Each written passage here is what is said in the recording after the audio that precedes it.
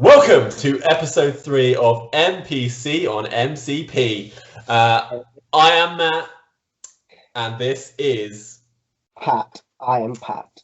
And welcome, guys. Thank you for joining us for episode 3.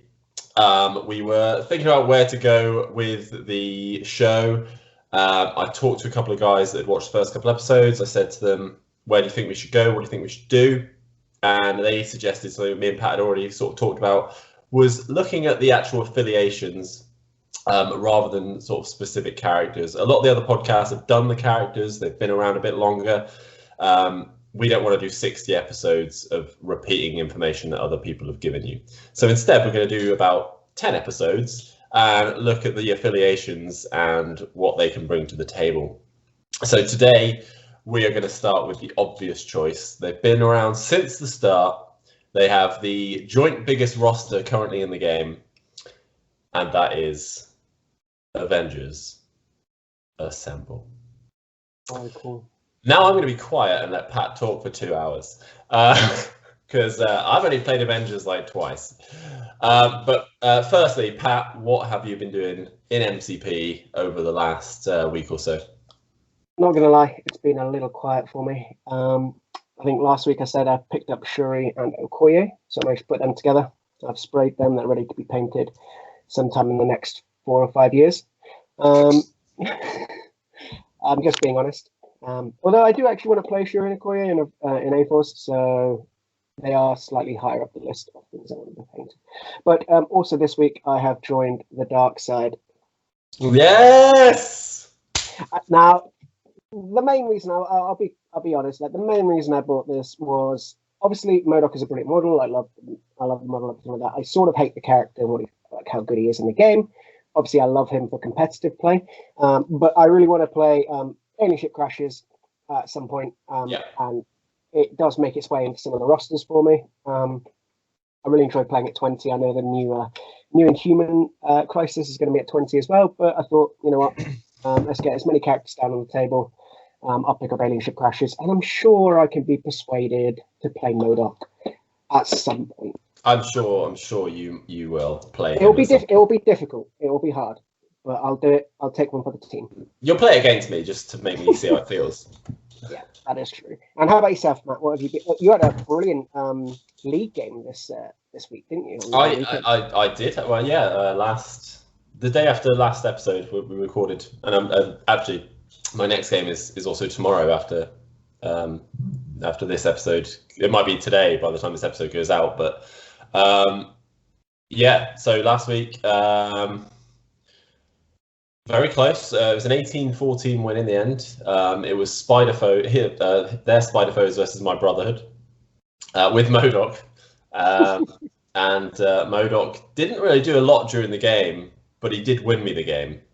I mean, that is MODOK in a nutshell, really, isn't it? You're playing against the Spider-Foes Thanos list. Yes, so it's Thanos with no gems, and my opponent did say at the end, I messed up. I forgot to give him any gems. And I was very confused at this, and he was very confused at this. But he had Thanos, Venom, Green Goblin, and Winter Soldier. Winter Soldier got some work done. I have some new respect for Winter Soldier. Like, I don't think we see him enough on the table. But it wasn't quite enough. I did take the win. Toad was amazing for me again. So you actually changed your roster a little bit, didn't you? I did. I swapped out Spider Foes and sort of. I cut my Spider Foes to put in Brotherhood essentially. So I'm now running a Criminal Syndicate Brotherhood list, which is something you're a little bit more comfortable with. I feel like you played Brotherhood a little bit more than you would have played Spider Foes, for example. Yeah, I feel I'm more comfortable switching into Brotherhood if needed. And I do enjoy Magneto, although actually Magneto got kind of beat up a little bit, but I got very aggressive with him. I played very aggressively, actually. We were playing on a double E map, so it was an aggressive game. Yeah, that's just a fist fight, isn't it? And bring all your beaters. It ended with MODOK on one side of the table and Thanos on the opposite side of the table, as in, like, I was in his table, he was on my table, but I just had the points to win it. Nice.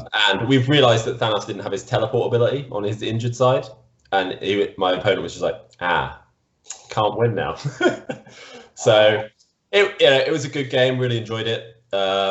and just Toad scored 9 of my 18 victory points, and I think he took out Venom. I think he took out Green Goblin at one point. I think he dazed. Like Toad's energy attack is actually sneaky good against a character like.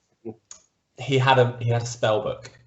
Oh, of course. So, you're playing Montesi, so of course. We were playing Montesi and Gamma, and Toad with a spell book is thoroughly recommended. I just think Venom seems like an odd, maybe a slight mistake on Montesi with how susceptible he is to going down against energy attacks. I think I would try and stay clear of Venom, even though he tends to be quite good on EMAPs. I think that's more Demons and Gamma than Montesi. Yeah. Venom did okay. Like he didn't.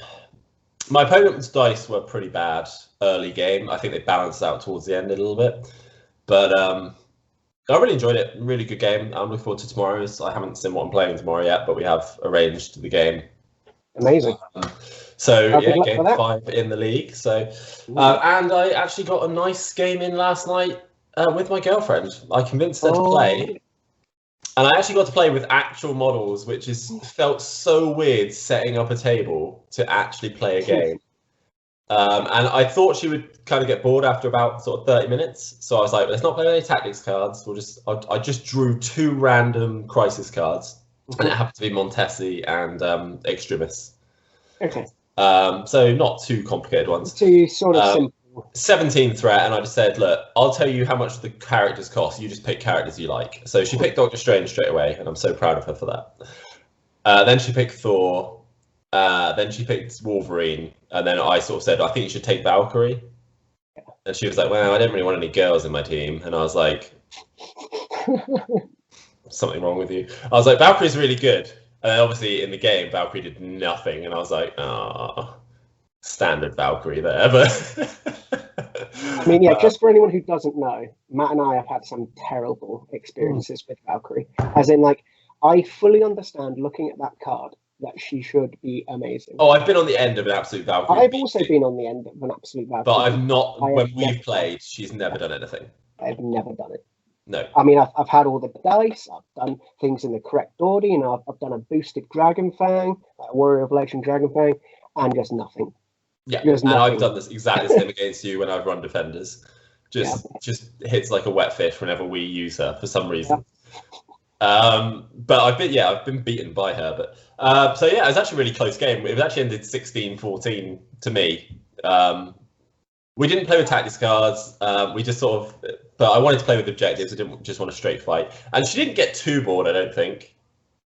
She definitely had to like read the cards a lot. So she pretty much played the whole game with the cards in her hand up against her face, but she kind of got it. And yeah, I think she didn't hate it. I think these cards are great. Like, these cards really do just tell you everything you need to know. As long as you know about the basics of the game, in the sense that you get 2 actions and you want to be basically on the objectives, the cards really just tell you everything you need. Yeah, she picked up the superpowers quite quickly as well. She was like, oh, so I can do this. And I was like, yeah, absolutely.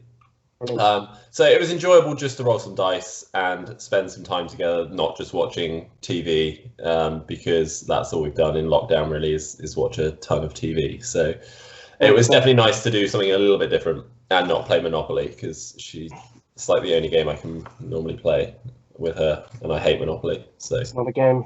It's not a game. It's not a game. Not a good game. It's just an argument waiting to happen. Yeah. It's not an argument because she's terrible at Monopoly, and I don't know why she wants to play it. Oh dear. But yeah, so that was my week of MCP. It's pretty much just the league game and that game last night with my girlfriend while waiting for the Super Bowl to come on. Yeah, and just FYI, everyone, the Super Bowl in the UK starts at 11:30 and finishes at 4 o'clock in the morning.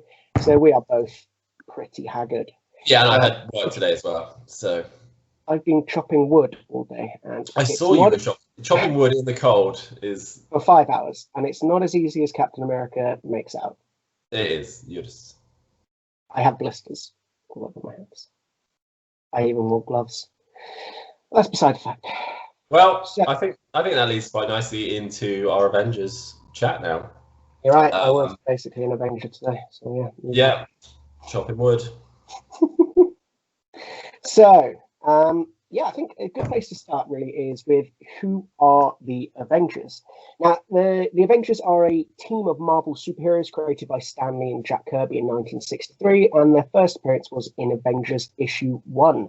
They are the Earth's mightiest heroes, and the team originally comprised of Iron Man, Tony Stark, Thor Odin's son, Hulk, Wasp, and Ant-Man, but slightly different from the films. This was Janet Van Dyne and Hank Pym, so the slightly older ones. If your only exposure to Ant-Man and Wasp is the MCU, it's the older characters in that film. And Captain America wasn't actually rediscovered until issue 4, which is when the actual team all came together. The team has since rotated pretty heavily and consistently come together to fight villains that no one hero could take by themselves. And personally, I think those are the best stories. The ones where this big villain comes out and the team really, there is a good reason for them all to get together. I think most people's exposure, if they're not into comics, would be the MCU's Avengers, which has consistently broken record after record, and generally consists of Captain America, Thor, Hulk, and instead of Wasp and Ant-Man, we have Black Widow, so Natasha Romanoff, or Romanova, depending on who you talk to, and Clint Barton as Hawkeye. I kind of like those swaps. I think they're a little slightly more grounded characters. And I think there was a bit of hoo-ha at the beginning about whether or not they wanted to introduce Janet Van Dyne and Hank Pym with some of the slightly disturbing storylines they've been part of. I think it's not very Disney. Well, I know it wasn't Disney back then, but it's not very Marvel, child-friendly and stuff. Later films added Vision, Scarlet Witch, War Machine, Falcon, Peter Parker, Captain Marvel, and then in Infinity War and Endgame, we had Rocket, Nebula, Okoye, and Scott Lang. And following the events of Endgame, the team has since disbanded, so we'll have to wait and see for the next MCU films to really... New Avengers? I think the Avengers as well. I think the Avengers. Or Young Avengers. I think we're getting a Young Avengers, possibly. Yeah. As a TV show, maybe. I could see it. But I think generally the team's pretty stable. It's got its core, and some stories have veered away from that core quite a lot, and others have stayed quite true. And we'll look at some of the cool storylines towards the end of the podcast here. But I think that's a nice little breakdown of a brief history, brief some of the characters. But we are here to talk about Avengers in MCP mainly. Now, yes, we are. You introduced them quite rightly. They are the tied largest affiliation with A-Force. They have 15 characters currently. So we are filming this. To bring that up on the screen. Oh, awesome! You've got that one. So we are filming this between She-Hulk being released and the Inhumans. So yeah, at the moment we've got 15 members with Captain America, Ant-Man, Beast, Black Panther, 2 Black Widows, Captain Marvel, Hawkeye, Hulk, Iron Man, She-Hulk, Thor, Vision, Wasp, and Wolverine. So with that, we have a 2 threat, we have 6 3 threats, 5 4 threats, a 5 threat, and 2 6 threats, which means we have plenty of options when it comes to roster building and team selections if you're wanting to go mono affiliation there.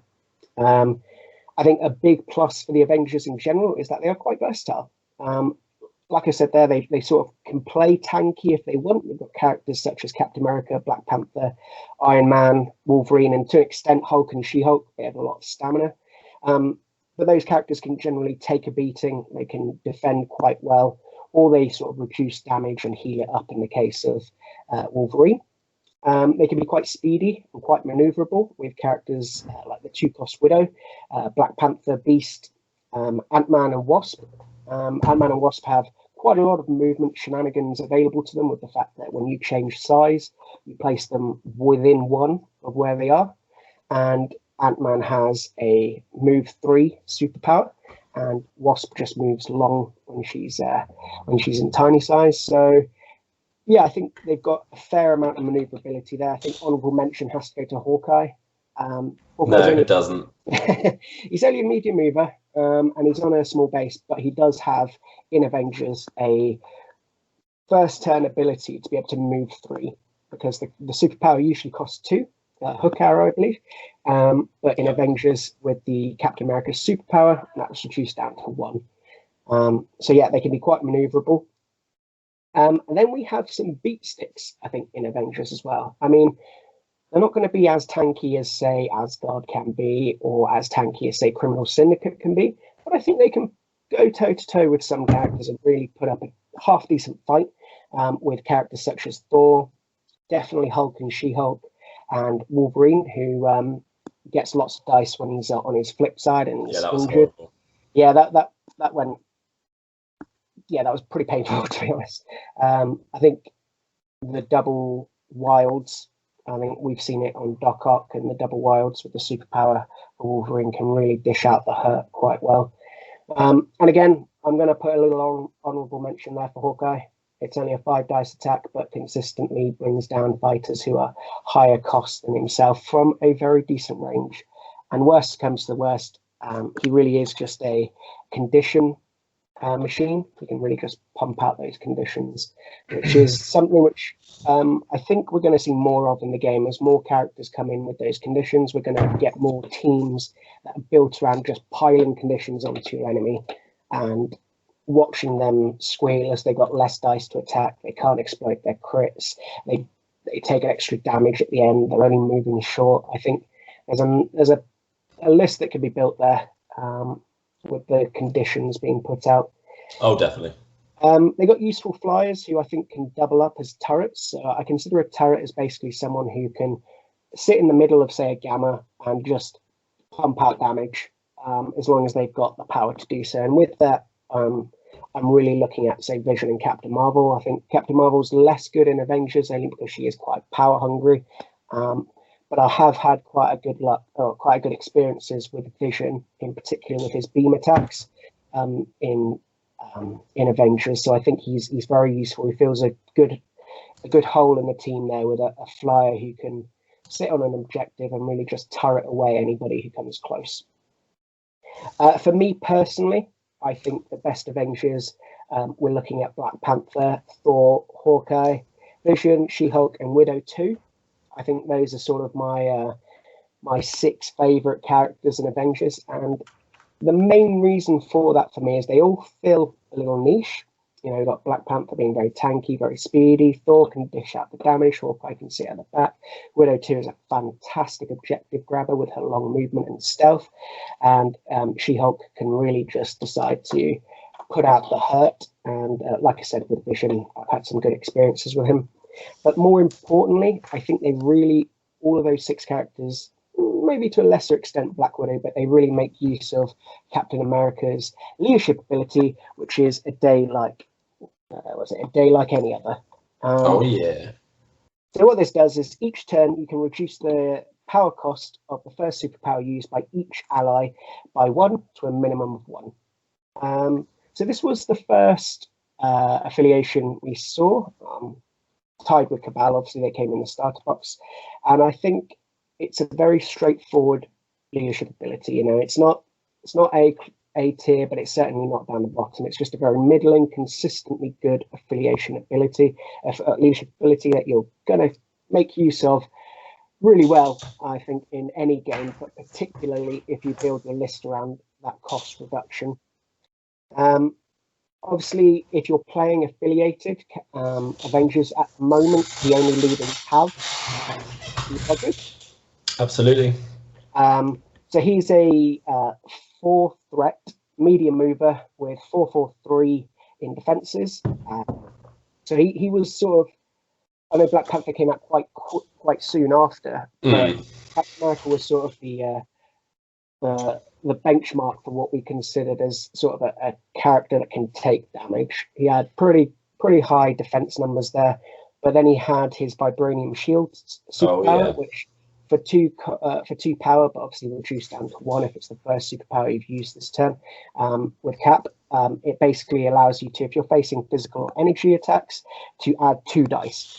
So, you know, we're looking at 6/6/5, and you can't use it on the Mystic, so 6/6 with defenses there. So I think that's really good. And he was also the first instance of bodyguard, which means that for a cost of 2 again, but reduced down to 1 if it's the first superpower, this character can use, if it's when another ally within 2 is targeted, you can use this superpower, and then Captain America becomes the target of the attack. Now, I'm not going to go into too much detail with his attacks. I don't think really any of them are all that great. His strike does have a wild push, and it is 5 dice, so it's quite nice. But really, he's there to sort of soak up the damage and give you that leadership ability. Definitely. I mean, obviously, when he's injured, he gets the I can do this all day rule, which allows you to add blanks to its defense roll, which just means you're. I think I've only actually had Captain America dazed once in the games that we've played with Avengers. And that's just because I think it comes to a point where you as my opponent just go, I don't think it's worth it. Nah, he can just sit on whatever objective he sat on, and I'm going to mostly ignore him unless he becomes a huge issue. Yeah, I agree. And what that really means for the Avengers player is that you have access to his leadership ability throughout most of the game. Which is annoying. So you do kind of want to deal with him, but it's difficult. It's difficult. I think you need to really target fire, and obviously mystic attacks will help because he only has that 3 that he can't increase. But it is what it is. I think you just good positioning with Cap, avoid those mystic attacks where possible, and I think you can have a good day. So I think that's a little look at the roster or the affiliation in general. There are some key tactics cards which I would like to look at. There are 2 main affiliated Avengers cards. So you've got Avengers Assemble and Second Wind. Now, Avengers Assemble for me is absolutely bananas. It's a complete must. For the cost of 1 power on each of your Avengers characters, you get a short advance. Now, Matt, how much is climbing gear? Climbing gear is 3 for 1 character. Climbing gear is for 3. Costs 3 for 1 character, correct? But it does give you wall cooling, so it's slightly different. But this, for the 1 power among any of those Avengers, is huge. The maneuverability is invaluable. It really is. It will get you out of a pickle. It will get you into key objective positions. You can grab those objectives thanks to that small. You can escape. What it's really good for is to get that short movement, because sometimes all you need is that short movement, because then you can attack. Yeah, absolutely. It's just action economy. Anytime you can get actions or movements or attacks in the form of tactics cards outside of the character's activation, that's an absolute must. And I think if you're playing 4, even I've done it quite happily on just the 1 character. I've done it just to get that movement. It's like you said, you're paying 3 for climbing gear. So if it must be done, even paying that 1 power for Thor to get a move so that he can do his 4 Asgard, I think is really, really important. You can even use it sort of at the end of a turn. You position yourself sort of just off the objectives, and you can just play it as the last thing you do. Move all of your guys just onto objectives and just swarm objectives at the end of the turn. So there's plenty of uses for it. I don't see you running an Avengers list without this card. No, somewhere in your 8. Somewhere in your 8. And if you're playing Avengers, I don't think off the top of my head I've ever not brought it in my 5 if I'm running Avengers. It really is just that important. It's one of the key reasons to play Avengers. We'll look at Asgard later on, but you've got cards like Odin's Blessing and Rainbow Bridge, which are really big and important key cards that you want to play, so you play Asgard. I think Avengers Assemble is one of those for the Avengers, particularly if you can get that 4 or 5 characters activating with it. It's just such value, and we love value here. It's really important. The second one is Second Wind. Now, Second Wind, I don't always play, but I am playing it more. I can see it being played a lot more in the future. Yeah. So basically, each Avengers character can spend 1 power to remove stun and 1 damage. So I think this card is underrated. Like you said, I think it's going to be seen more. I think the better the Avengers affiliation or roster gets, the more people want to play it, and therefore the more people will look at this card. And even if it's just healing that 1 damage, it's big. It can be big. But for me, the big thing is to remove that stun. Now, stun is a sort of pain in the bum.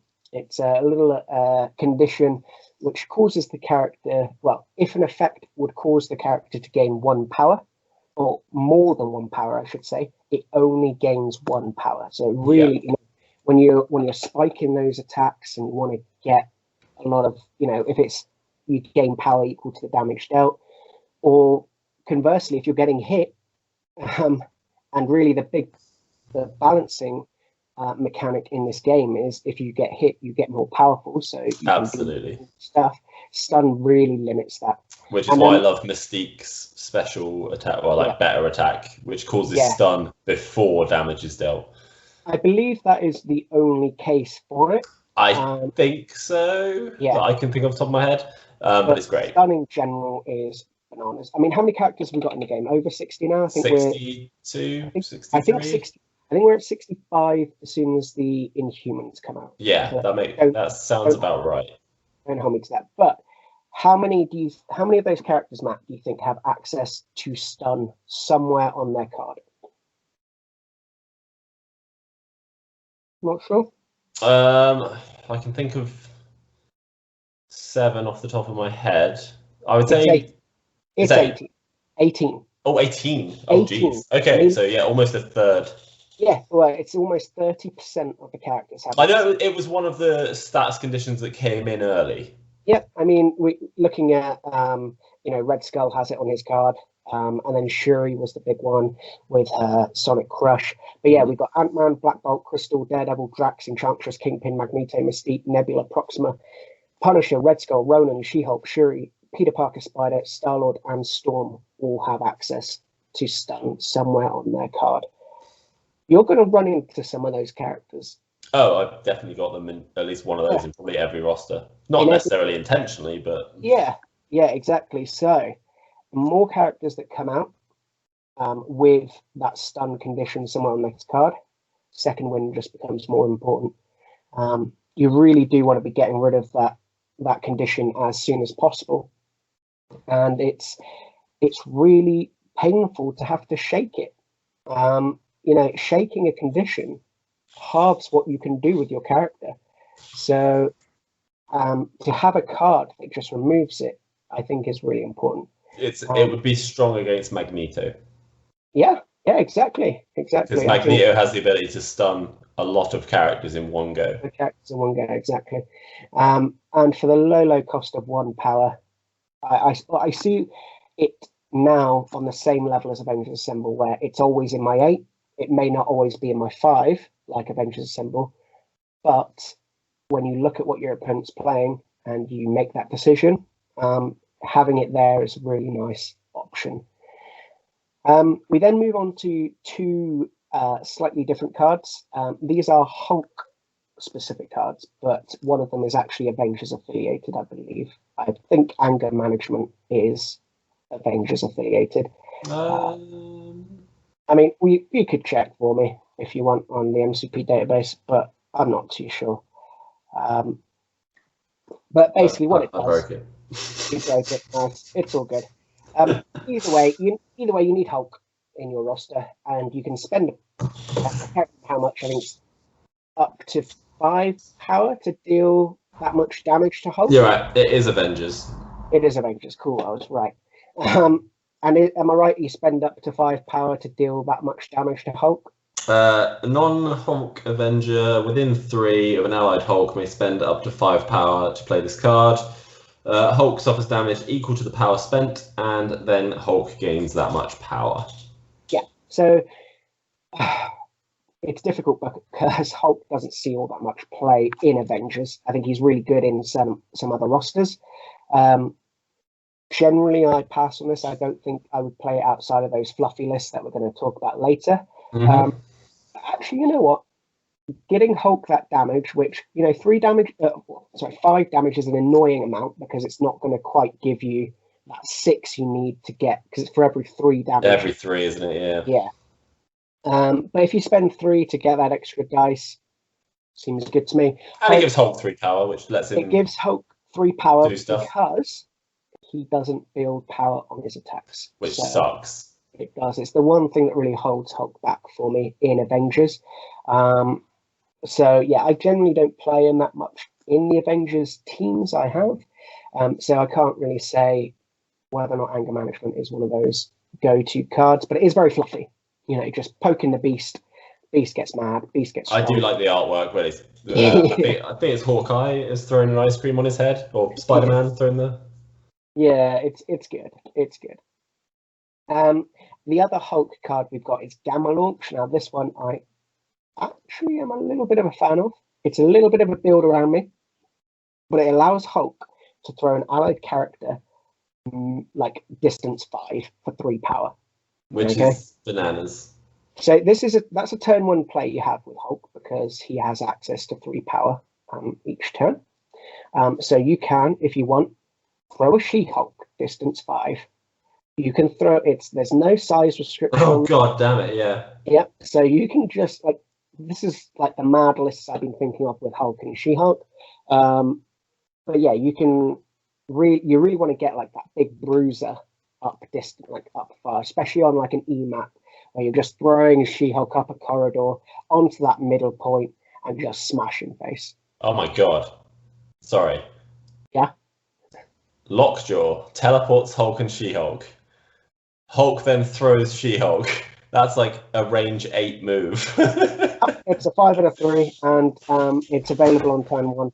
Yeah. So I sort of you jump the gun slightly there, Matt, but I'll forgive you because it's a great idea. But when I talk about little allies coming up, that's horrifying, actually.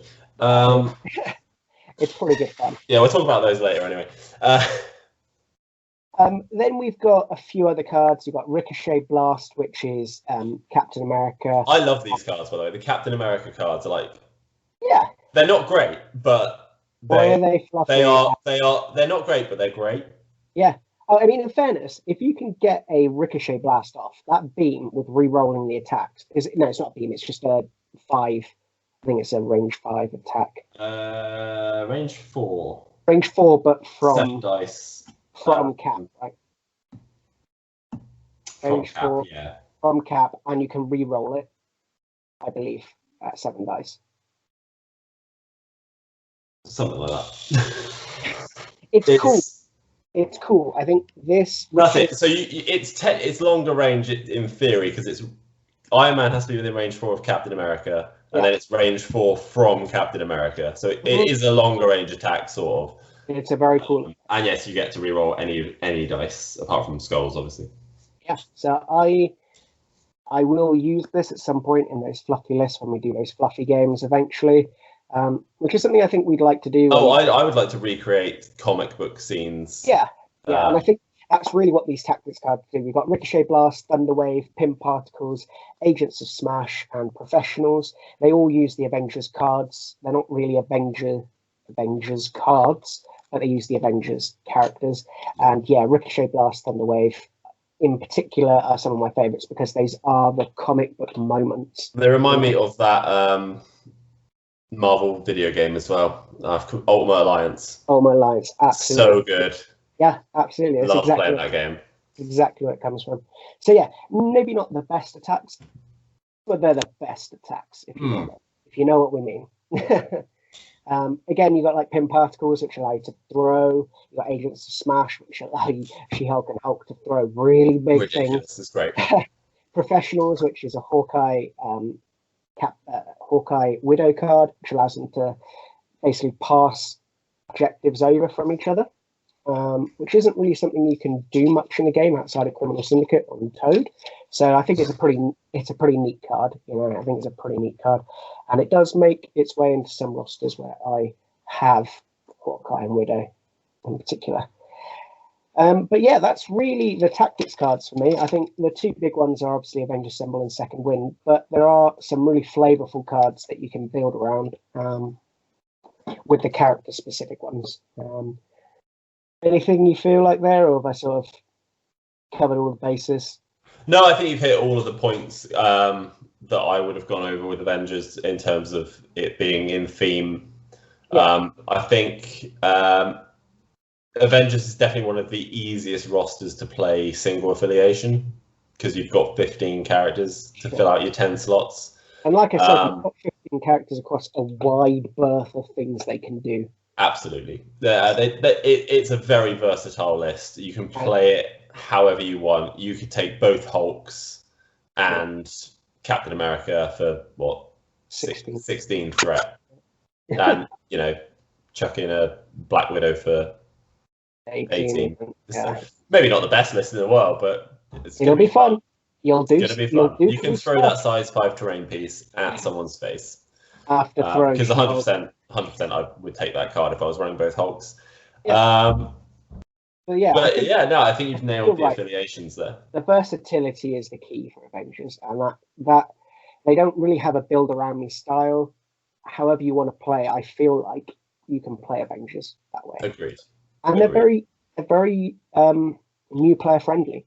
Absolutely. They've got a decent leadership ability, absolutely solid leadership ability. It's not gaining power, which is, I think, of the stronger abilities, but it is saving power. So your power management is very important, and Avengers allow you to do a bit more action economy with the power that you have. I completely agree. So, sorry, what were you going to say?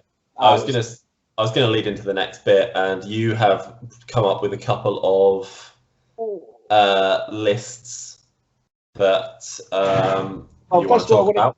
I wanted to sort of look at some allies first of all. Oh, go for it. Yeah, I wanted to look at some allies, and then we'll look into some lists, because I think it's important to look at the allies, and then we can sort of see where they slot in the lists. Absolutely. Go for it. So I've sort of come up with 1, 2, 3, 4, and then a best of the rest sort of thing. Sweet. And I've basically looked at the Avengers roster and looked for gaps. So what are they missing? And I think generally they're missing mystic attacks. I think generally they're missing that little bit of control as well. So the ability to have control over objectives that either 1, your opponent controls, or 2, your opponent is physically carrying, such as hammers and civilians and stuff like that. And also, I then looked at those characters which I think would fit, and then looked at the ones that make the best use of the leadership ability, a day like any other. So first of all, the one that I've played the most in Avengers is Spider-Man Miles Morales. A truly, I put out there, one of the best 3-cost fighters, I believe, I would say in the game. He's he's just a brilliant 3-pointer in general. He's pretty maneuverable. He's got web swing, which is similar to Hawkeye's ability in the sense that for 1 power in Avengers, if it's the first power you've used with Spider-Man this turn, allows you to place within 3 of its current position. But also, the next time you use his attack, you add 2 dice to that attack roll. Yeah. So it goes to a 6 dice builder. Yeah, 6 dice builder, because you're really looking for that throw, which is again another bit of control. To be able to throw people off objectives, throw people into people. There's a lot of things you can do with web swing into the web line kick. He has stealth and wall crawler and a spider sense, so he's going to be slightly more defensive as well. But really, what I've gone for here is Venom Blast. Now, this is an ability. Oh, it's so annoying. Yeah, it's great. It's basically a 2 distance, 7 dice attack for 3 power. But after the attack is resolved, the target character drops all objective tokens they are holding. And that's not on a wild. It's not. You don't have to do damage. It just makes you drop them. If you've already activated that character, it's so frustrating. Yeah, it's really good. It's a really good ability, and it is something that I feel like the Avengers roster is missing. A little bit of objective control, which leads me quite nicely into Enchantress, which is one that I haven't. I mean, it's going to be difficult because I feel like Enchantress is one of those characters where it's like, are you playing MCP? You probably want to try and fit this 4th threat in somewhere to your 10. Maybe she seems to be very popular at the moment in the league. I think since the roster change in the midpoint, she's jumped considerably up because obviously she was still fairly new when the league started, but now people have realised just how good she is, and she seems to be getting a lot more play. And how good she is very good.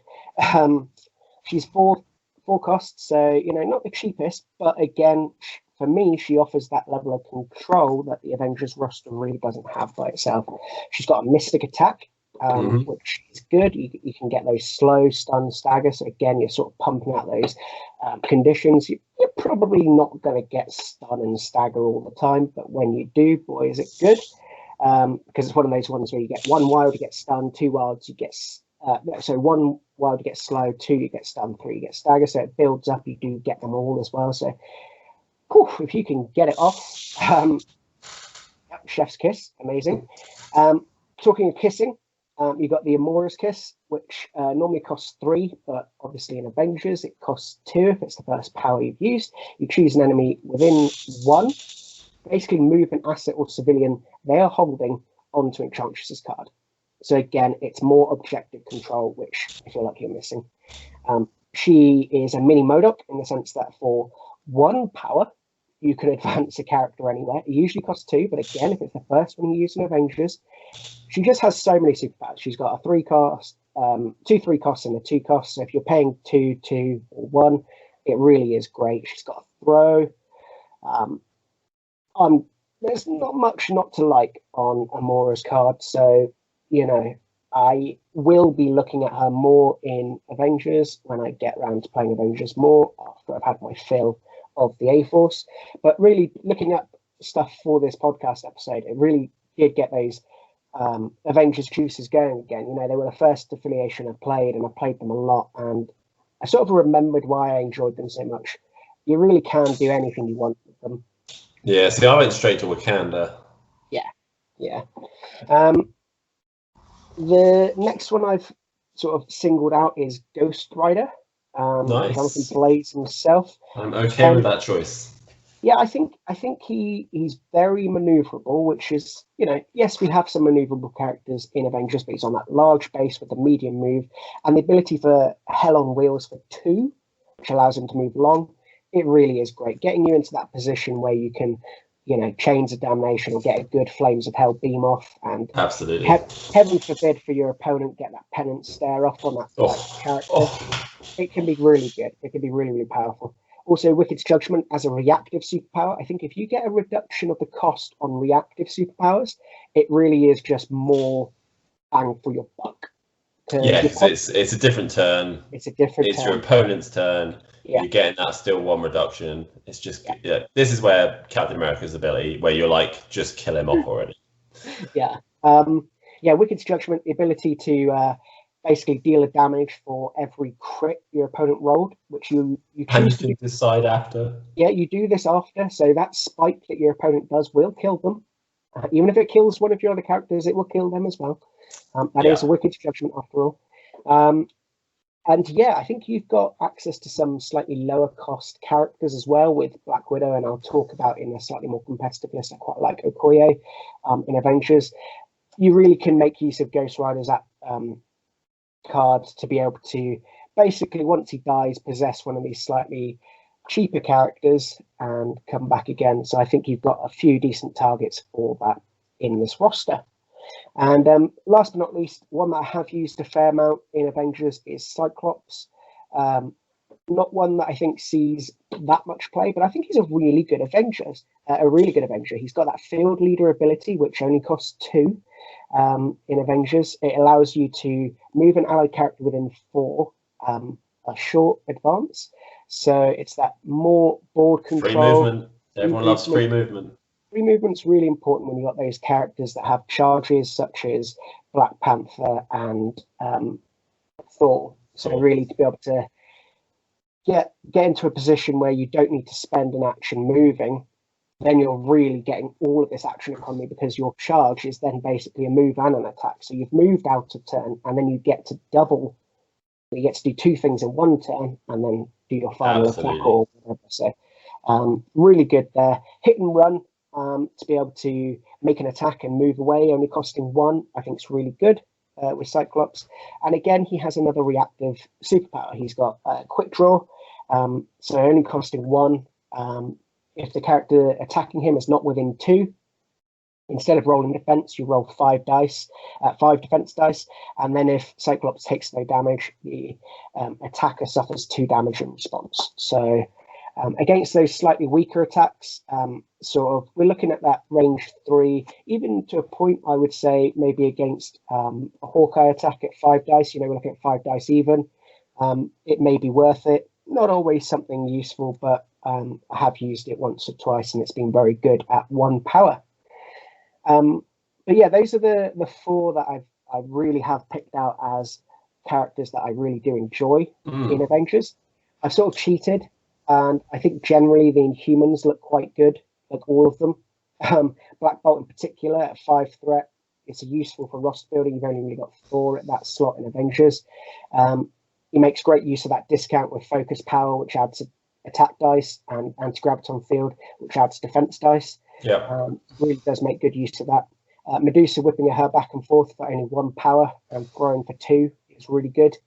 And Lockjaw teleporting for 1, like you said, Lockjaw teleporting Hulk, throwing She-Hulk, or even getting them into position so that they're next to that size 5 piece of terrain, or really just teleporting anybody up 3 with the Avengers discount.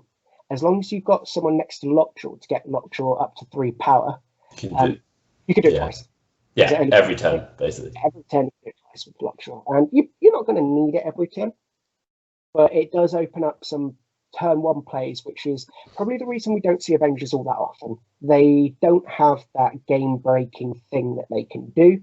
They can sort of just do a bit of everything and not do anything better than anyone else, if that makes sense, other than maybe be flexible. But being flexible doesn't open up game-breaking plays. So I think Crystal, I guess is fine. She doesn't get that much. Her superpower costs 4, so reducing it to 3. You might get to do it, actually, to be fair, with the beam. If you can get 2 people in the beam, do that. Yeah. But then you could do that already. Really for me, it was the 3 Black Bolt, Medusa, Lockjaw. I definitely want to be trying out all 3 of those at some point. Oh, yeah. But yeah, I think that really sums up what I think of the affiliation. Obviously, if anybody has any other ideas, sling them my way. I really do enjoy the Avengers. I'd love to see what other people are playing with.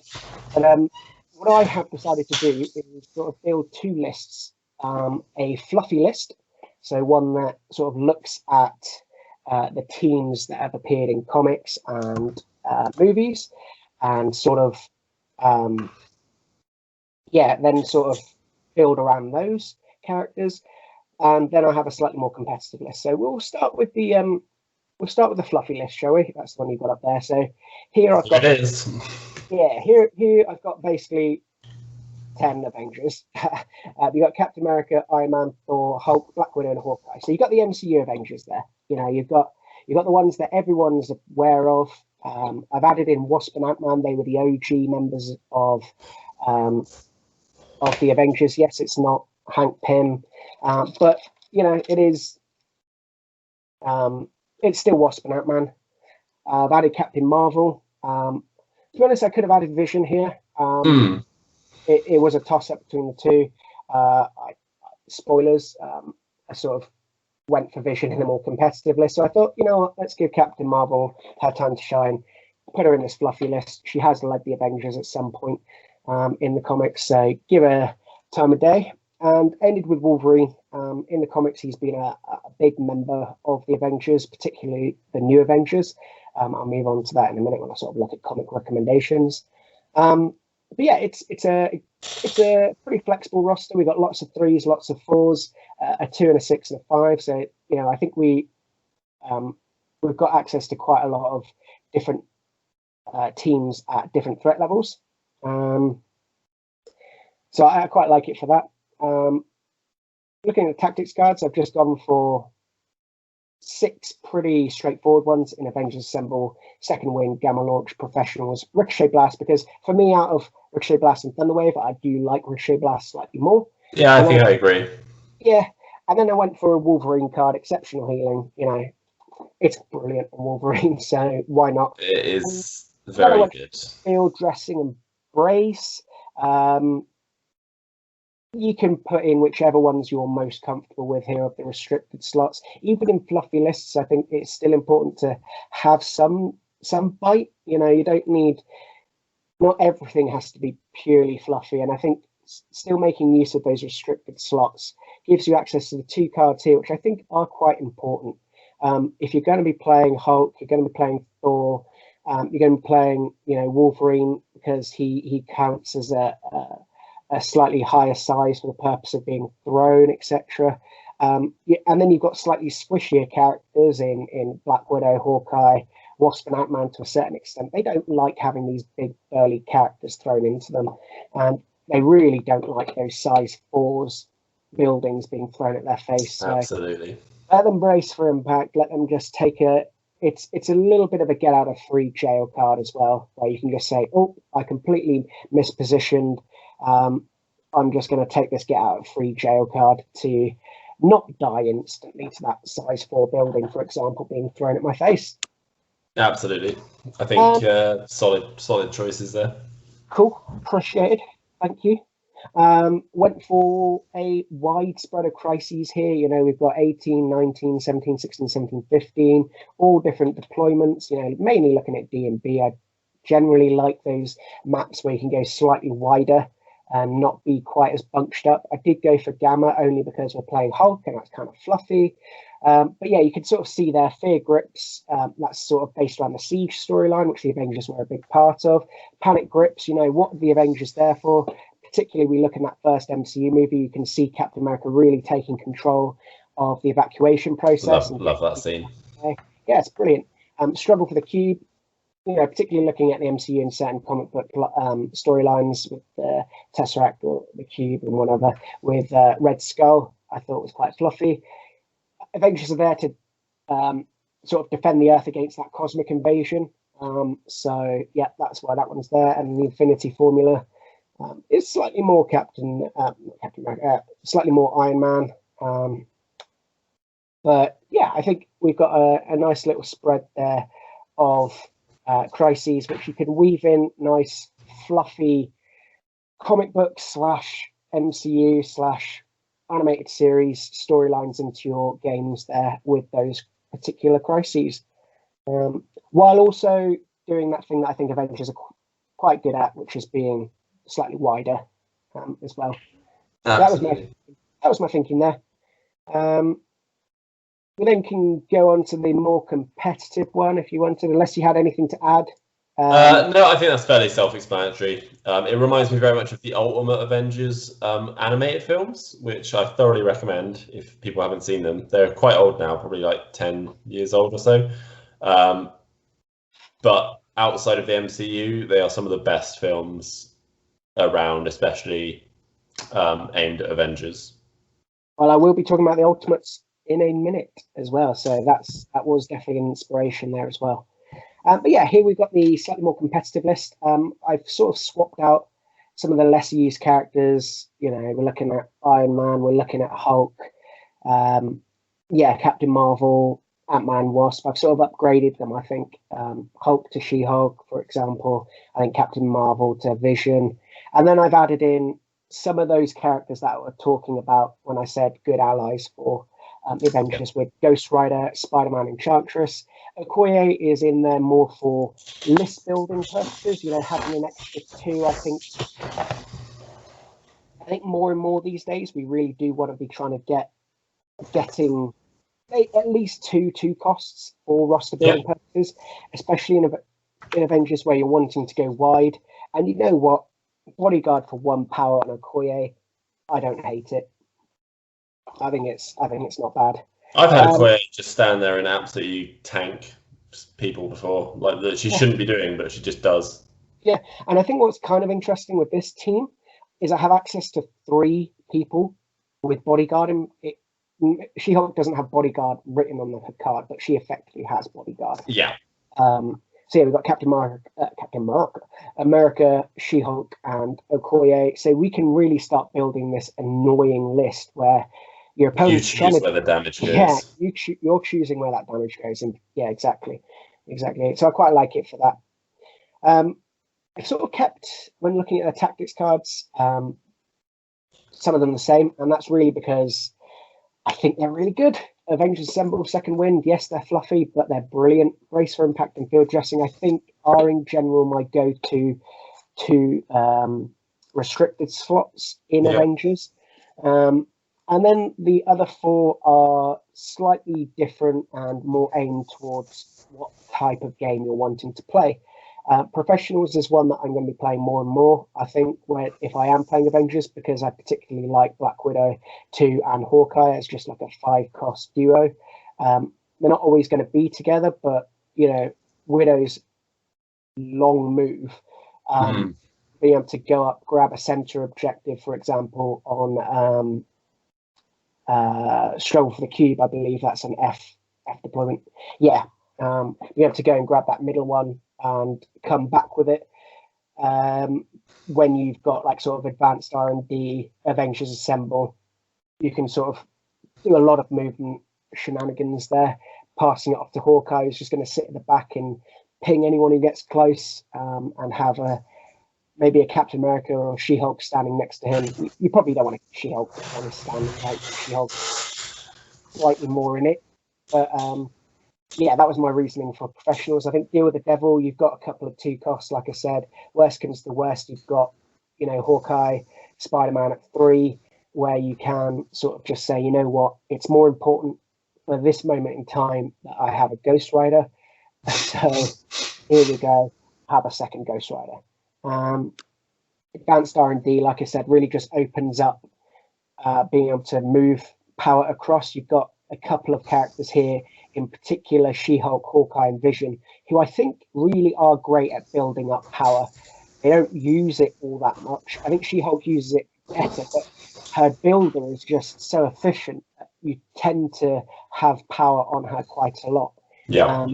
But Hawkeye and Vision really do end up being a little bit of a power battery. Being able to move that power around with advanced R&D, I think, is a really useful tool. And finally, I just went for climbing gear, another piece of movement tech.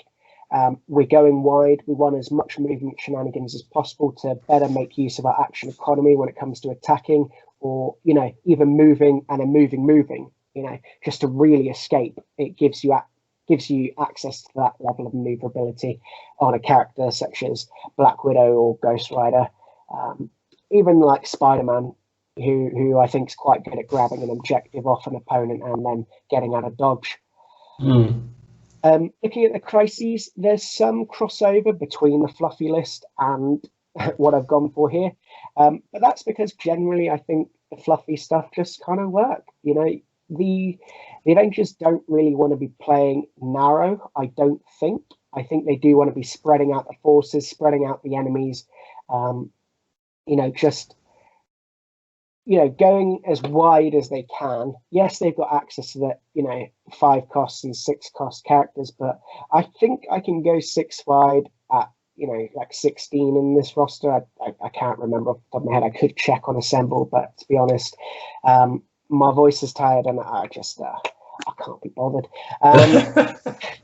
But I think these are all objectives or crises that are going to work quite well on Avengers. Avengers quite likes D, in particular Fear Grips.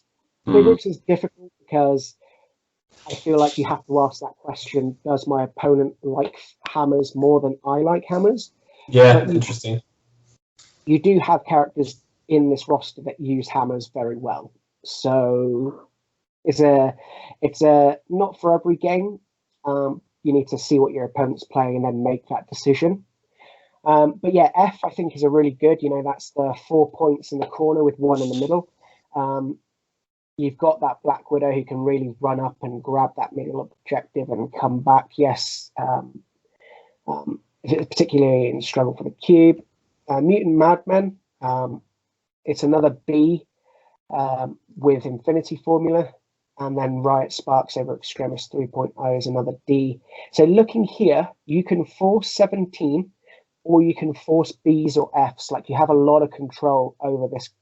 Like, if you've got Prio, you can pretty much play at whatever threat level you want, be it 17. Well, if it's 17, that's it. You can build a good 17. And I know a lot of teams do have that in mind, where they want to build a good 17, because it does come up quite often.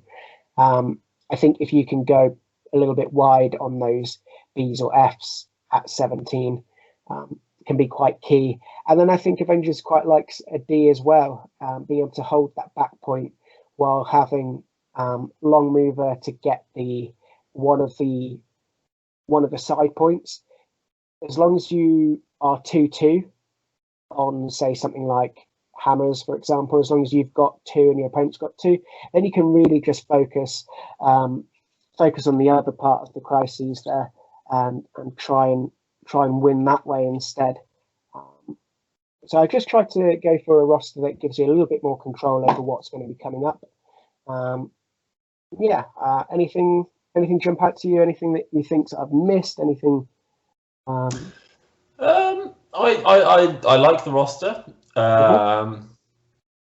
I like that you've got 3 affiliations potentially in there.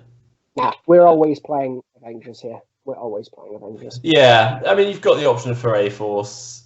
Might not be a super strong A-Force list, but and you've also got you could play a low-cost Asgard list as well in there. Yeah, you can basically play sort of 15 and under. So I think you can only actually play 15 and. I think 15 and under. Yeah, I think it'd have to be a 3. Yeah, it's going to be a 3. But it has to be because I've only got 2. Yeah, so you've still got that option. You could have, a 3 with like She-Hulk, Thor, and Enchantress at 15, which is a terrifying 15, to be fair.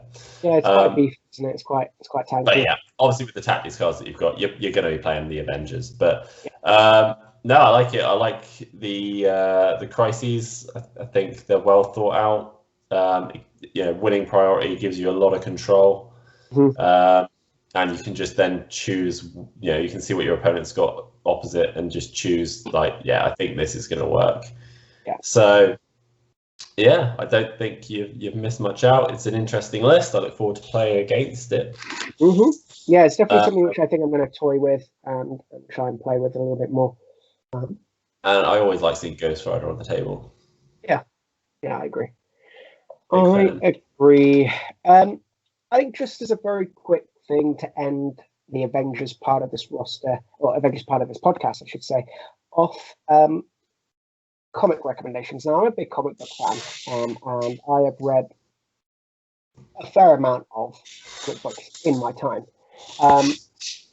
in particular Avengers. So I have a few recommendations for people who want to read some really good Avengers storylines. My first and biggest recommendation, it's a massive investment time-wise, and it is quite dense. It's a reader. You've got to dig your teeth in, but boy, will it be paid off for you. This is 2012's Jonathan Hickman's Avengers and New Avengers. So that's Avengers Volume 5 and New Avengers Volume 3.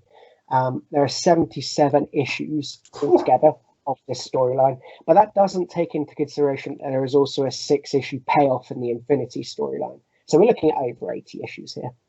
But wow, the stories included here, Time Runs Out, Infinity, Original Sin tie-ins, Secret Wars tie-ins, Avengers World.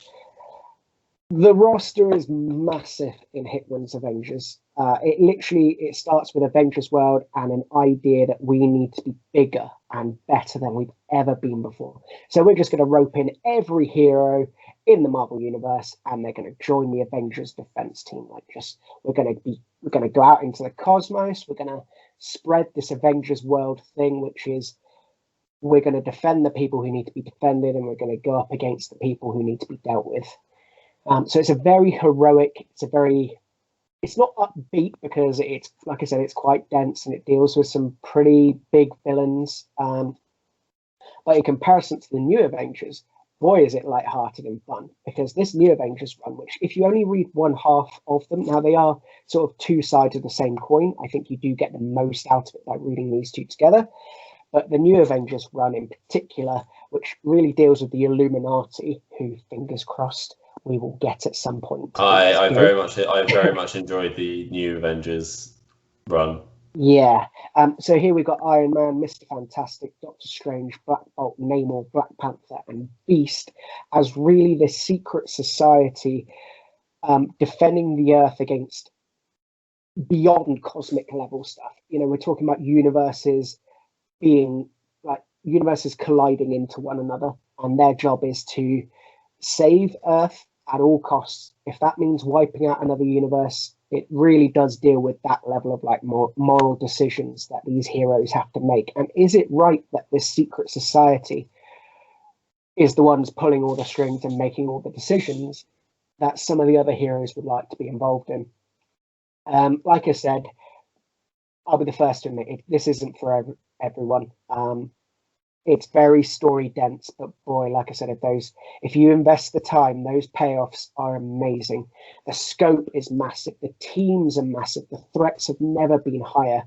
But yeah, Hickman on writing, Chung on pencils for the 6-issue Infinity storyline in particular was a highlight. It is something I genuinely go back to read in singles again, and I've got it in trade, so I sort of double dipped with it. It was that good. I know you read the new Avengers stuff as well. The Avengers stuff, at your recommendation. Yeah, and I'm glad.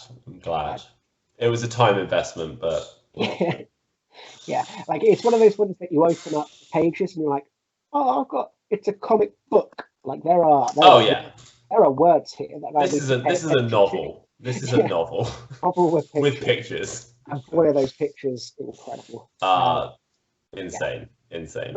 Really good. So that is my top one. Please invest, but like I said, not for everyone. So what I've got here as my second recommendation is a slightly more palatable, friendly Avengers run. So I've gone for Brian Michael Bendis, who I'll be the first to admit is not my favorite author, but his 2005 run of New Avengers, which is New Avengers Volume 1, issues 1 to 64, covering fantastic stories such as Breakout, Civil War tie-in, Secret Invasion into Dark Reign, and ending with Siege. I mean, it's, like I said, 64 issues, so this thing ran for a long time. For me, Secret Invasion into Dark Reign, that sort of run needs to be checked out if you like Avengers. It really helped reinvent and solidify this new team as more of a family. You know, we've obviously got the first family in Fantastic Four. We've obviously got X-Men who, because they all have this same they've all got mutations. They're all different to humans, so they all have that bond. In the Avengers, it really is just a bunch of heroes coming together. But I think Bendis, what he did very well was sort of have that family feel to the roster. So it started with Steve, so Captain America, Iron Man, Peter Parker, Luke Cage, Sentry, who is a character we have to get at some point in MCP. He is bananas. He literally has the power of 1 million exploding suns.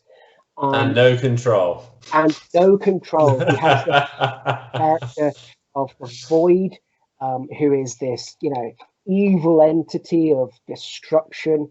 Just a very cool character. I can't wait to see how AMG pop him into the game, Sentry and Void. Yes, please. But also have Jessica Drew, so Spider-Woman on this team. So it's kind of we need a Spider-Woman. We need her in the game now. She'll be in the game. She's on a couple of the cards. She's on a couple of cards, exactly. But eventually the team transformed into, we're going to go into slight spoilers here. So, the run has been around since 2005. It's 15 years old. For those who don't want to read or do want to read it and don't want to be spoiled, skip ahead 2 minutes. Now you've been warned. Basically, Captain America dies. So Steve dies. I think I read that. I basically anyone who has any passing interest in comics will know that this was a big storyline in the aftermath of Civil War. But Bucky picked up the mantle, became Captain America. So we had Bucky, Spider-Woman, Clint, Peter Parker, Luke Cage, Wolverine, Carol Danvers, and Mockingbird. Sort of this new Avengers team. And Mockingbird as well. Yeah, I think she'll be kind of cool in the game. Nice. I think another two. Yeah. Similar to Widow, maybe slightly more tanky and not as fast. I don't know. Maybe something like that. Maybe not stealth. Just I don't know. I don't know what they're going to do.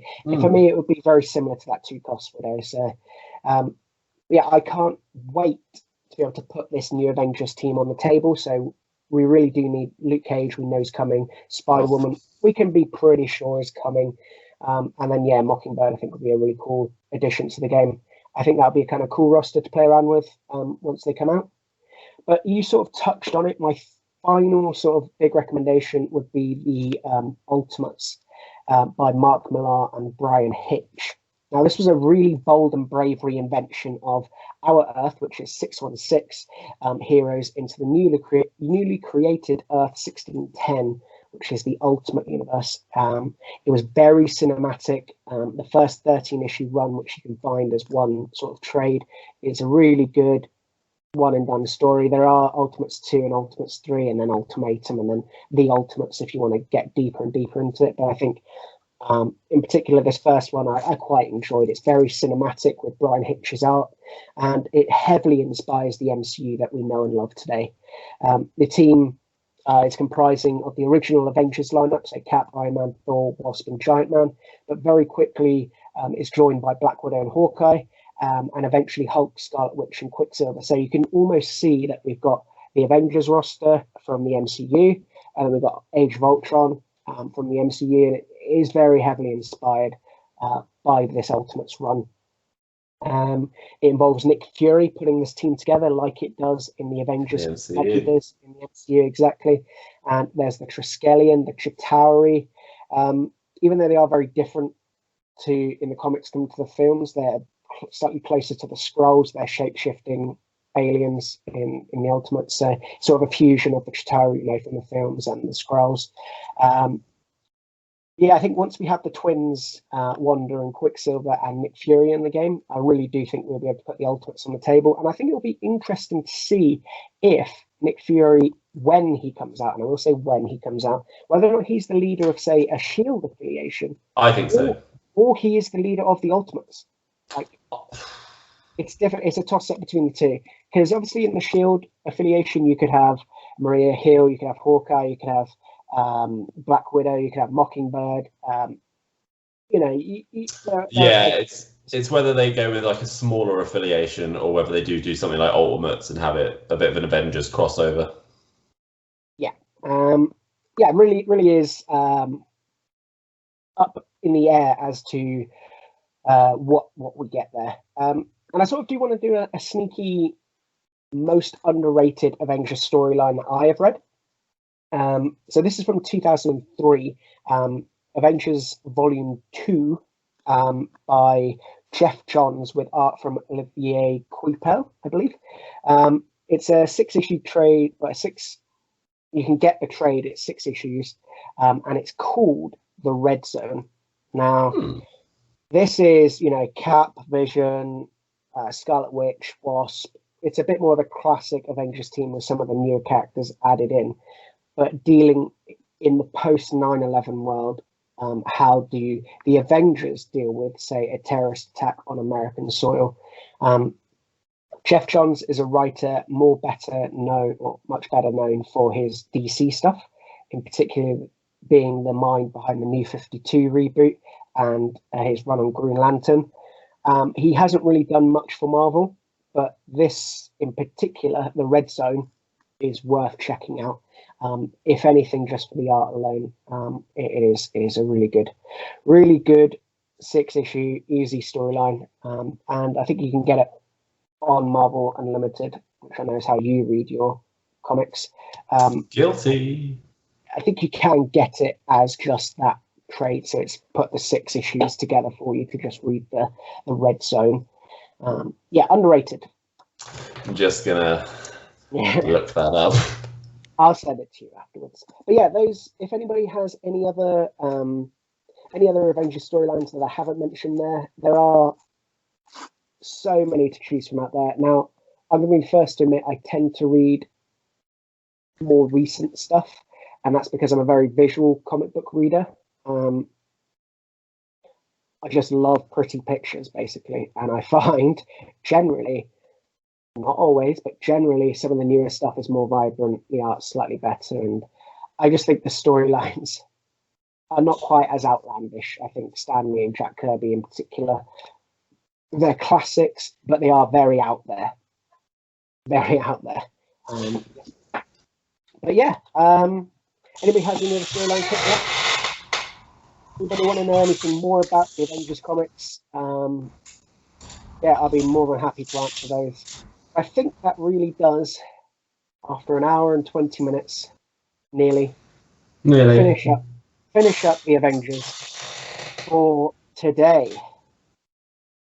Now, I know you want to talk very quickly about Crystal and Lockjaw, who just came out. So yes, we will have a little sneaky look at those cards, and then yeah, we'll have a little talk about that in the next part of the show.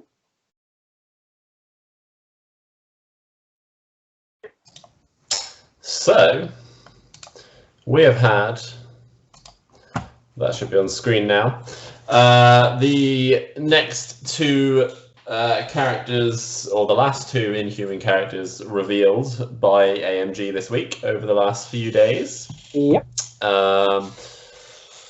And they are Crystal and Lockjaw, who obviously coming together in their pack. And we're going to take a little look at these two 3-threat characters and how they round out the Inhumans for now. And a quick little chat about the leaked affiliation card as well. Very, very briefly, because there's not much to go over in that, really. So, I've got it on screen, but I'm going to read it off my phone. We're going to start with Crystal, because, yeah, there's quite a bit to talk about on this card. Yeah. So we have Crystal, Crystalia Immaculum. She has, on her healthy side, 5 damage. Stamina. Yep. That's the word I was looking for. She's a long mover, which is nice, and she does have flight. So good in those A-Force rosters. Yep. Height 2, threat 3, 3 defenses across the board, so very standard for a 3-threat character. She has 4 attacks. We've never seen this. Which I don't think we've ever seen before on a character. I think 3 is the most we've had so far. And they are a nice little selection: 2 physical attacks, 2 energy attacks, 1 beam attack, 1 area attack. So she literally covers every base with these attacks. She's got Earth Shaker, which is her area 1 attack. So obviously be careful when you're standing close to friends. Yeah. It's a 5 dice attack, no power. She gains 1 power after using the attack. None of her attacks are energy builders as such, but that's why they are all free.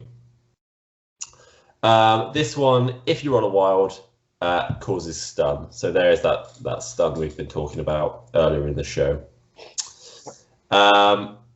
Solid attack, 5 dice. Inhumans do get their built-in reroll, so it's essentially a 6 dice, 5.5 dice. Yeah, I feel more comfortable to get 5.5. 5.5. Yeah. Because rerolls never work for me. So. Then we have her next attack, her Hurricane Blast. This one is a range 4 attack. This has 4 dice, so 4.5. Again, gains 1 power at the end of the attack. This one has a wild push for a character size 2 or less. And it's before damage is dealt. A small push. Her next one is, that's, the trouble is it's a wild and it's 4 dice. Yeah. So it's going to go off maybe, I don't know the exact odds. I'm just going to say like half the time because I know how many wilds I roll. It's probably less than half of them. What is it? Is it 25% of the time? It's only 1 on 8, isn't it, per dice? Yeah, so I think that works out as 25%. I'm not a statist. No, I don't think either of us are, to be fair. We need to hire one of those. I'm just going to say 25% of the time. It's not that, but okay. It might be. It could 1 out of 8 times 2. I don't know. We don't. Let's not work this out. So her third attack, her water attack, is hydrokinesis. Sorry. Can't read. Again, this is a range 4 dice attack, no power, gains 1 power. On a wild, this one causes slow. I do like a bit of slow. It's useful. It is useful. Yeah. And her last one is a fire ability, Volcanic Surge. It's a beam 3 attack. Beam 3 is nice. 4 dice on each character. After the attack, character gains 1 power, but obviously that is per person hit with a beam attack, like Vision's attack. And unsurprisingly, on a wild, this one causes Incinerate, which is fast becoming one of my favourite conditions to dish out. Because it's not nice, especially on the weaker characters. So all of that gives her a lot of use as a control, well, not a control piece as such, but more of a turret, like you were saying. She can sit back at mid-range and just dish out. And obviously, if they do get too close, she's then got Earthshaker. Yeah, I think Earthshaker is obviously her most powerful attack. Yeah, but it's where you don't want to be with her. Yeah, I feel like that's correct. I think you want to be more that range 3 away, maybe range 4. Worst comes to the worst. I think it's range. I think ideally you want to be at like sort of range 4 and then sneak around. If you get the chance to, and you get the chance to get more than 2 or 3 characters, you do nip round for a Volcanic Surge. Yeah. Now what is nice is she does have the ability. It's expensive, but she does have the ability to after one of her attacks is spend 4 power. Yeah, and just as a reminder, none of her attacks other than the beam are going to generate more than 1 power. Yeah. So for 4 power, I don't think this is going to see a lot of play, but maybe I'm wrong. It's been known. Well, I mean, when she flips, she's going to have at least 5 power, providing you've not spent any. True. But the question is it worth it? Is it worth it? So after attack made by this character, during its activation is resolved, it may use this superpower. This character then makes an attack action and must choose an attack it has not used yet. So if you've used your Hurricane Blast, you could chain it into Hydrokinesis or Volcanic Surge, which is nice. I'm not knocking it, but it is 4 power to do an additional 4 dice attack. Or if you do get lucky and you're close, you could get the Earthshaker off, I suppose. So if there's some characters that maybe are close to being knocked out, or I think for me, it's if you can generate that power, the beam is the one that you might want to do more than once. Yeah, but bear in mind you can't use the same attack more than once. No, true. I just mean like if you chain into it. Chain into the beam. Yeah. It's particularly with the pushes from the Hurricane and stuff like that. You can maybe manipulate the board. Yeah. There's going to be a use for it. I just feel 4 power is 1 power too high. I agree. Maybe, definitely 1 power too high. Yeah. Her second ability is what the one I like more. Completely agree. She is dishing out quite a few status effects, if you hadn't noticed. Yeah. And she does have Elemental Empowerment, which enemy characters performing a shake action while within 3 of this character may not remove the Incinerate, Slow, or Stun conditions. And if you've been listening, those are exactly the conditions she dishes out. Not removing the stun condition is horrendous. Now, jumping back to earlier in the show, Second Wind suddenly becomes a hell of a lot more important because that isn't a shake action. So goodbye stun. And so does the Asgard leadership. You can also the Asgard leadership. You can still spend your power to get rid of it. So it's not always going to be effective, but against a lot of the bad guy affiliation teams, true. Currently, that is going to be pretty good. Yeah, I think it's very powerful, and I think it's quite a large area of effect as well. Not being able to shake it, it's a big part of the board. Absolutely. Range 3. If she can sit on that middle objective on an E-map or whatever, that's a lot of control. Her last thing is the Inhuman Power, which reroll 1 die on attack or defense rolls. She also has flight, and as all Inhumans have so far that we've seen, immunity to poison. Yep. So I don't dislike her as a character.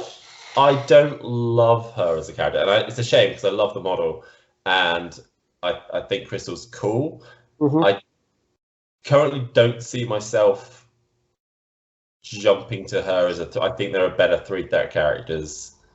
Yeah. There are certainly worse 3-threat characters. So she's, as we know, she's affiliated in Inhumans and A-Force, and A-Force I will try her out in as a long move flyer for special delivery, and She-Hulk. Some of those, if you want to go slightly wider and you can't afford to put Angela in your list, I think having access to another long mover at 2-threat less absolutely might be something to look at, and particularly in A-Force passing around power, you might actually have access to that 4 power more often than not. I think so. I do think so. Because it's a good ability. We just agree that it's expensive. So if you can mitigate that some way, it's still a good ability. But yeah, I think the next character we're going to look at here is slightly more interesting to me, at least. And I think arguably, I think it's more interesting to everyone because of what he unlocks. And we're now going to go over to Lockjaw. So the good boy, the bestest boy. Come on, Pet Avengers affiliation. That would be ridiculous. I want it. I want Throg. Throg. Yeah, it is Throg, isn't it? Yeah, the Frog Thor. Yeah. Frog Thor. Lockjaw, also known as Lockjaw, is a 3-threat, medium base, I think. Yes. Yeah, I think we can see it. He's not on the large base. He's definitely not on small, but I'm pretty sure he's not on large. He is 6 stamina. He only moves small. Oh. He's a doggo. He's size 3. He's a big boy. He's such a big doggo. And he has 3 defenses across the board. Again, that's fine. It's average for a 3-threat. Slightly better than average, remember, because he can reroll 1. Yes. Sorry, I keep forgetting that on the. I forget the reroll is on. He's also Inhuman, so he can reroll. He only has 1 attack. Yep. And it's not great. If you're using it regularly, you're playing Lockjaw wrong. I would agree. It's a bit like Wong when you're using Wong's strike. It's like no, I think I used it once, and that was because it was like all I had to do. I think you needed to daze. He was the only character left on the table. Yeah. And you were like, "Oh, I need to daze this character." I came close actually. It didn't do it, but so it's a bite attack. Yep. It has range 2. Mm-hmm. A mighty 4 dice and a half if we include the reroll. Yep. He gains equal damage equal to power equal to damage dealt, which I'd then actually turn around and rather have just the guaranteed 1 power, I think, on Lockjaw. Yeah, probably with 4 dice, I agree. Yeah. However, on a wild, it does cause bleed. That's nice. Yeah. And bleed is at the end of that character's activation. They take an extra damage, so it can. There are some times where you just have to shake the bleed, otherwise your character would die. Yeah. I've definitely been in that situation before. Yeah. It's annoying. Yeah. Yeah. But it is a wild on 4 dice, so not very reliable. Yeah, again, it's that 25% chance. The maths is just shocking. Yep. But he does have 5 abilities. Yeah. The first one is okay. It's called Drop It. It's 3 power. Not cheap, but it's fine. It's choose an interactive terrain feature, size 3 or less, within 2, and throw it medium. So it's not a bad throw actually. So he can use that to dish out a bit more damage if needed. It's probably more reliable damage than his bite is. Yeah, I agree. I actually don't hate this. No, it's not. It's expensive, but man, that's it's the same cost as most throws. Yeah, it's size 3, and you throw it medium. I think it's a good throw. It's terrain only, but I don't mind it. I think this is cool. Like you say, like a frisbee, it's fine. Yeah, like you say, I think it's we're probably looking at slightly more reliable damage than the attack. But then again, you are paying 3 power for it. You are paying 3 power, so you'd expect it to. Now, the next one is a ability I really like. I think I prefer it in maybe Avengers because it would cost 2. It's Interdimensional Bloodhound. Choose an enemy character. Allied characters roll 1 additional attack die when targeting that chosen character with attacks this round. Now, Matt, quite interestingly, you didn't give us a distance there. That is because there isn't one. It's interdimensional, Pat. Yeah, it's truly mad. Like this is You great. can target a character on someone else's table. You heard it here first, guys. I mean, if you're playing a tournament, that would be a great way to do it. A team tournament, you can just use it on someone else's table. That is great. If you really want to, if you've got a character you just want to chip away a bit more at, or you just really want to finish off, like, oh look, there's that She-Hulk opposite. I really don't like her very much. Everyone just reroll attack or get an extra attack dice. Yeah, I think it's also you can use it more than once per turn. If you have the power, you can choose 2 characters.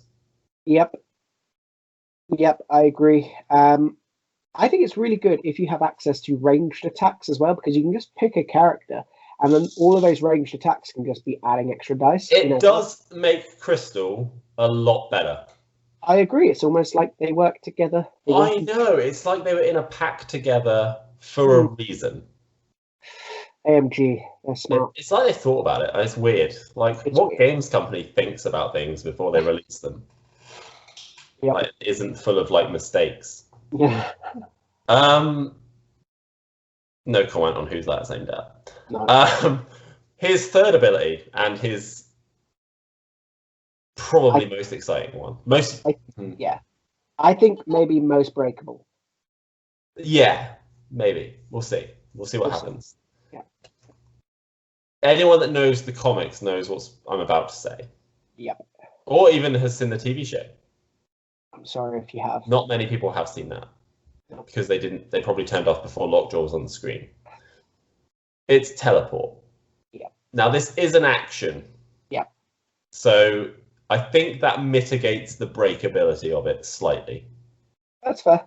Yeah. Slightly. I'm not saying it completely does. No. It costs 2 power. Which is cheap. How many more?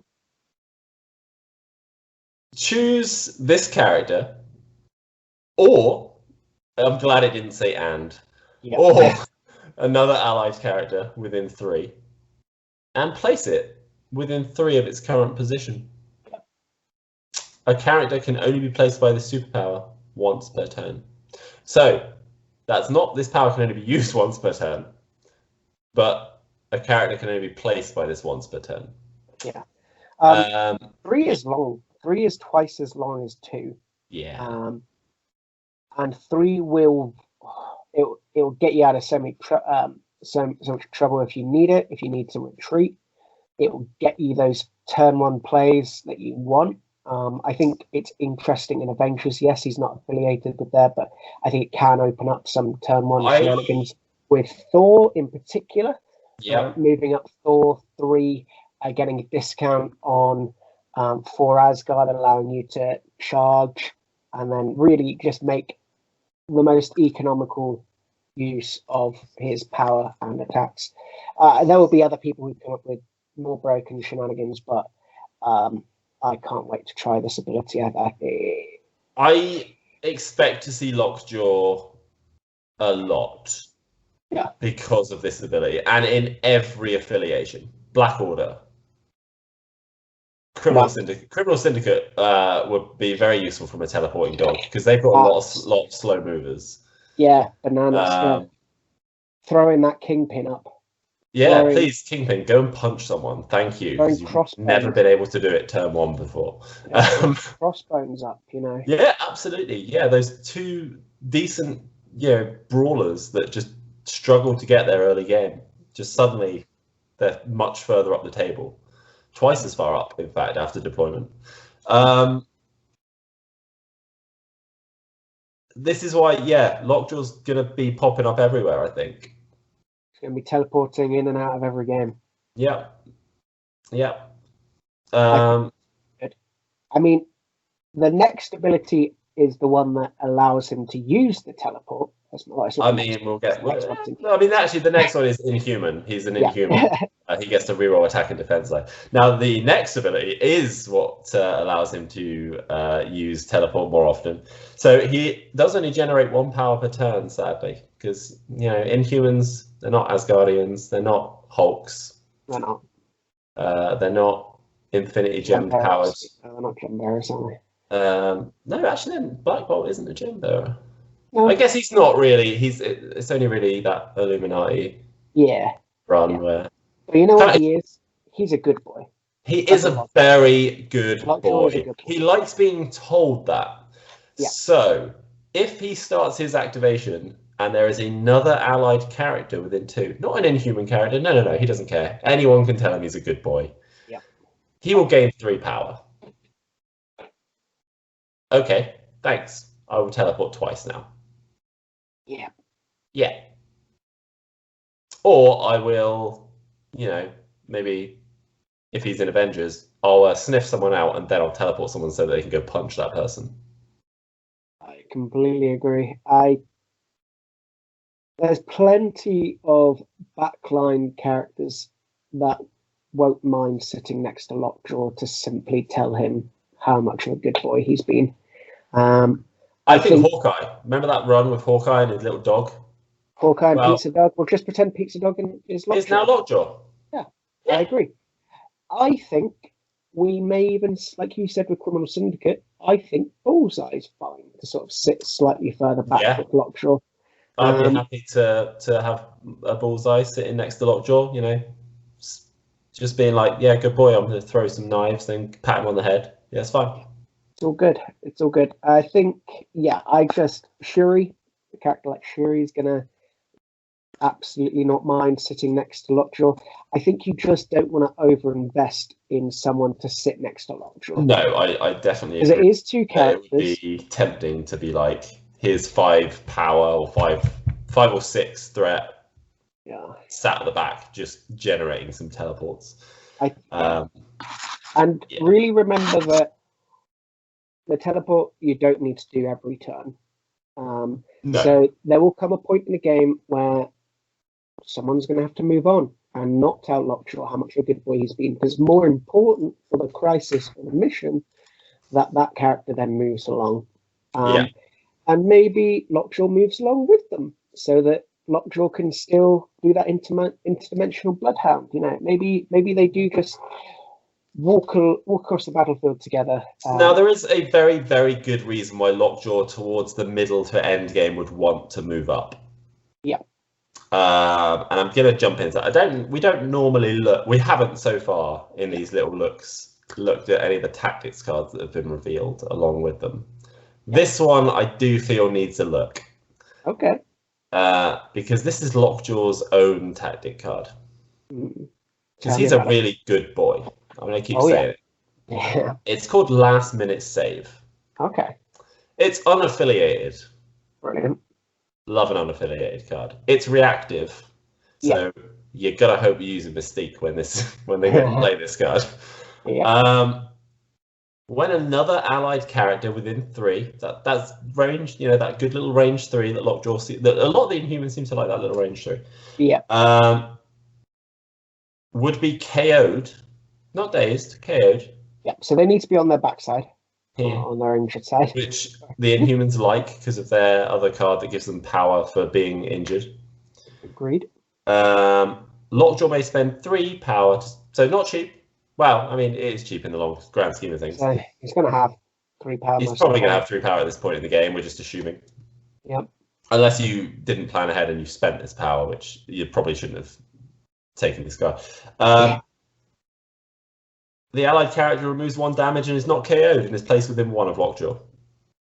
So it's like an Odin's Blessing or the Wolverine one.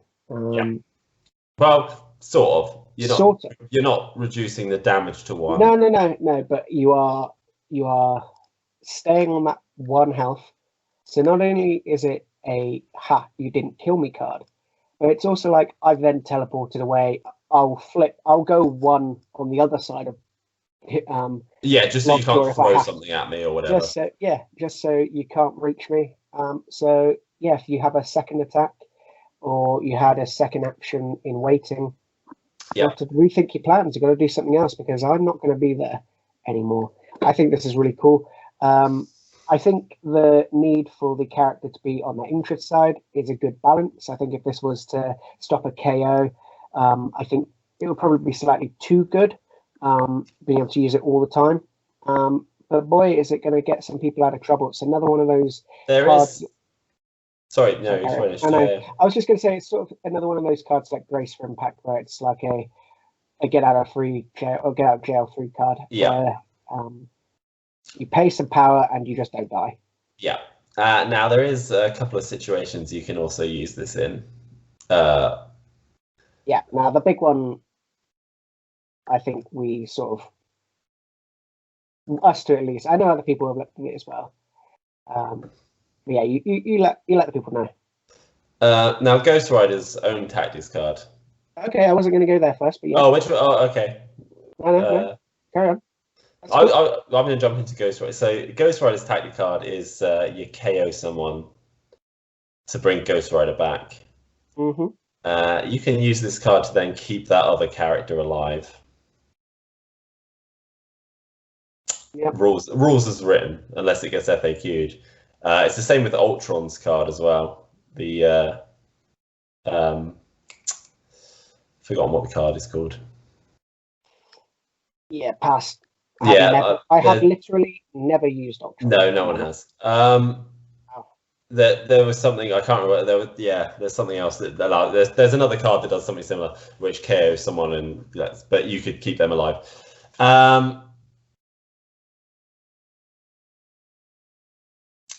Yeah, it's really cool. The other one. I've just remembered what the other one was, but I'm going to let you say that now because I've forgot it and missed the chance. So go for it. Well, I think the best one. No, I'm not going to lie. I've just lost it. My brain's gone to. It's all you've got, isn't it? Yeah. All you got. The ability for 4 power to simply not gain an activated token after you've activated. Activate again. Activate again. And then if they're healthy, they're dazed, and if they're injured, they are KO'd. But Lockjaw doesn't mind. He will save him. He will save him. So yeah, it's expensive. That's 7 power across 2 characters, but it is across 2 characters. If you've got a really good, or you've got roster or a team build, just being able to teleport back with Lockjaw saving that character, I think it's really good. Absolutely. So there are going to be some options there. So yeah, let us know what you think of Crystal and Lockjaw, and the Inhumans in general. Yeah. But that is bringing episode 3 to a wrap. I apologize. It's been a slightly long one. I think it's no longer than the last episode. I don't think. Maybe a few minutes by the time we've edited, but we will pick up with a different affiliation next time. We'll probably look at one of the bad guy affiliations. Give me something a bit more to talk about. Yeah. I can't wait till we get to the affiliations where we've never played them. Yeah, I mean there are affiliations. I think off the top of my head, I don't think we've played Black Order. Off the top of my head, I haven't played Cyclops X-Men. We haven't played Guardians of the Galaxy. No, at least I've played against them. Yeah, you've played against them, so at least that's something. We're gonna have to get some games in. Yeah, we are. Or ask people who know more than us. Absolutely, which there may be several. Which is fine. We don't know everything. Absolutely fine. So we maybe get some special guests on. If anyone's interested, let us know. But thanks for watching, and we'll be back next time. See ya.